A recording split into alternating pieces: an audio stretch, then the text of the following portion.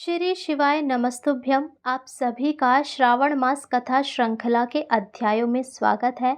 आज हम सुनेंगे 20वां अध्याय। यदि आपने पहले की कथाएं नहीं सुनी हैं तो इस अध्याय के बाद वे भी अवश्य सुने और इस सावन के पवित्र महीने में अपने जीवन को शिवमय बनाएं। अब सुनिए आज की कथा।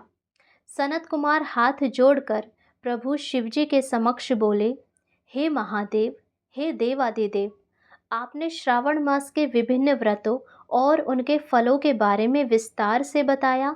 अब मैं यह जानना चाहता हूँ कि इस पवित्र मास में आपको प्रसन्न करने का सबसे सरल और प्रभावशाली तरीका क्या है।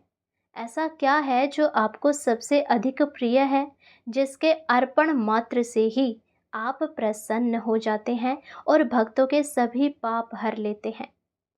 ये सुनकर भगवान शिव मुस्कुराए और शांत और करुणामय वाणी में बोले, हे सनत कुमार, तुमने अत्यंत महत्वपूर्ण प्रश्न पूछा है।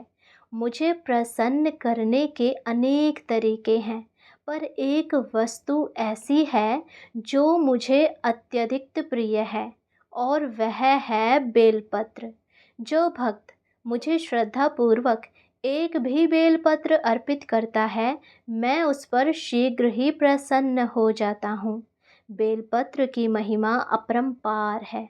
इस बेलपत्र के महत्व को समझाने वाली मैं तुम्हें एक प्राचीन कथा सुनाता हूँ, जिससे तुम समझोगे कि कैसे एक साधारण से बेलपत्र ने एक पापी के जीवन को बदल दिया और उसे मुक्ति प्रदान की।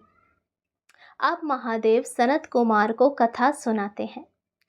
प्राचीन काल में एक घने जंगल में चक्रवर्ती नाम का एक चांडाल यानी कि निचली जाति का शिकारी रहता था। वह अत्यंत क्रूर और पापी था। उसका जीवन केवल शिकार करने और प्राणियों की हत्या करने में बीतता था। वह मांस खाता था, बुरे कर्मों में लिप्त रहता था। लोग उससे घृणा करते थे और उससे दूरी बनाए रखते थे। एक दिन श्रावण मास का पवित्र समय आया। चक्रवर्ती शिकारी की तलाश में जंगल में भटक रहा था। वह कई दिनों से भूखा भी था और उसे कोई शिकार नहीं मिल रहा था। भूखा प्यासा वो बहुत व्याकुल होकर एक पेड़ पर चढ़ गया ताकि उसे कोई जानवर दिख जाए। जिस पेड़ पर वह चढ़ा वह एक बेलपत्र का वृक्ष था। उस बेल वृक्ष के नीचे एक पुराना और धूल से ढका हुआ शिवलिंग था, जिसे वर्षों से किसी ने भी नहीं पूजा था। चक्रवर्ती को उस शिवलिंग का ज्ञान नहीं था। रात हो चुकी थी और बारिश भी हल्की हल्की शुरू हो गई थी, क्योंकि सावन का महीना था। अब ठंड से बचने और शिकार को देखने के लिए चक्रवर्ती रात भर उसी बेलपत्र वृक्ष के नीचे बैठा रहा। जब भी कोई जानवर आता, चक्रवर्ती उसे मारने के लिए अपने टहनी हिलाता। ऐसा करने से अनजाने में ही कई बेलपत्र और कुछ जल की बूंदें जो बारिश के कारण पत्तों पर जमा थी, उस बेलपत्र वृक्ष के नीचे स्थित शिवलिंग पर गिर जाती। वह पूरी रात यही करता रहा और पूरी रात अनजाने में बेलपत्र और जल की बूंदें शिवलिंग पर गिरते रहे और शिवलिंग की पूजा होती रही। भूख प्यास के कारण वह रात भर सोया भी नहीं था, जिससे अनजाने में ही उसका जागरण भी हो गया। सुबह होने पर जब चक्रवर्ती नीचे उतरा तो उसे एक मृग दिखाई दिया। उसने जैसे ही उस मृग को मारने के लिए तीर चलाया, ठीक उसी समय उस बेलपत्र वृक्ष के नीचे स्थित शिवलिंग से भगवान शिव प्रकट हो गए। चक्रवर्ती भगवान शिव को देखकर भयभीत हो गया। भगवान शिव ने उसे अपने पावन दर्शन दिए और कहा, हे चक्रवर्ती, तुमने अनजाने में ही सही किंतु श्रावण मास में मुझे बेलपत्र और जल से पूजा है और पूरी रात मेरा जागरण भी किया है।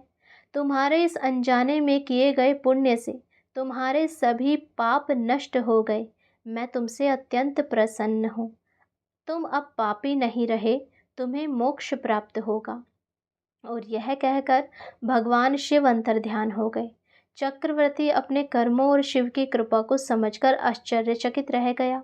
उसके मन से पाप करने की इच्छा पूरी तरह समाप्त हो गई और उसने अपना बचा हुआ जीवन भगवान शिव की भक्ति में समर्पित कर दिया और अंत में उसे मोक्ष की प्राप्ति हुई।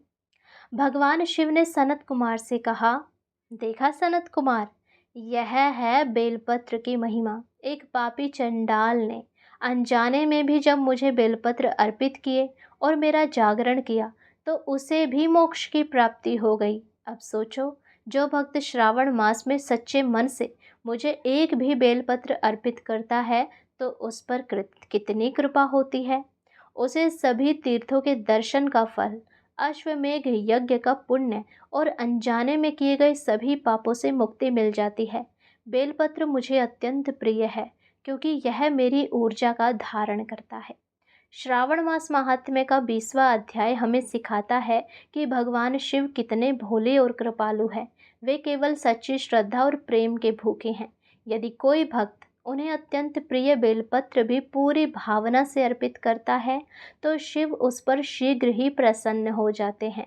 यह अध्याय दर्शाता है कि श्रावण मास में किया गया छोटा सा भक्ति कार्य भी बड़े से बड़े पापों का नाश कर मोक्ष को प्रदान करने की शक्ति रखता है। यदि आपको ये कथा पसंद आई हो तो चैनल को सब्सक्राइब करें, वीडियो को लाइक करें और अपने सभी प्यारे भाई बंधुओं के साथ इस वीडियो को शेयर करें ताकि हर कोई सावन में शिव महिमा का गुणगान करे और शिव भक्ति के मार्ग पर आगे बढ़े। हरे कृष्णा, हर हर महादेव।